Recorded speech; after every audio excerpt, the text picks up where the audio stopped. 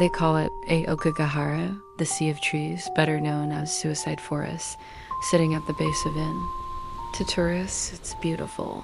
Endless greenery, winding trails, and silence so thick it feels unnatural. But to locals, it is cursed, haunted by the restless spirits of those who ended their lives among its twisting roots and moss-covered rocks. In 2018, a young hiker, let's call him Taro, set out to see the forest for himself. He promised his friends he'd stick to the trail, but curiosity got the better of him. After half an hour, the forest grew eerily still. The birdsong vanished. Even the crunch of his boots seemed swallowed by the thick air. That's when he heard its soft, muffled crying. At first, he thought it might be a lost camper. He followed the sound deeper into the trees until he found a blue tent, weathered by rain.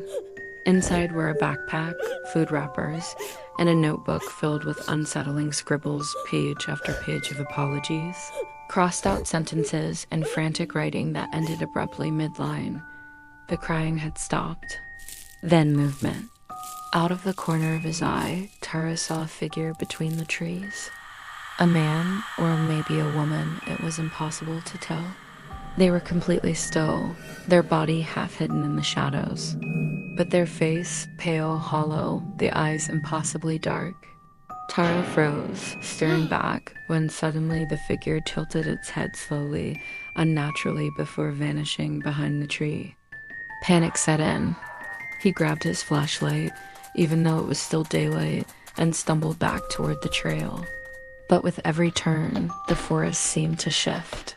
Trees pressed closer together, his sense of direction warped. And behind him, the sound of footsteps. First faint, then heavier, faster, closing the gap. He didn't dare look back. When Taro finally burst onto the main trail, gasping for air, the forest was silent again. No footsteps. No figure, just the endless green stretching behind him, calm as if nothing had happened. Later, when he told locals what he'd seen, they nodded grimly.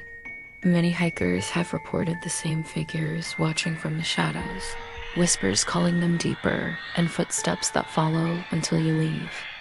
They say the spirits of Aokigahara want company, that the lost souls are lonely, desperate to lead the living astray.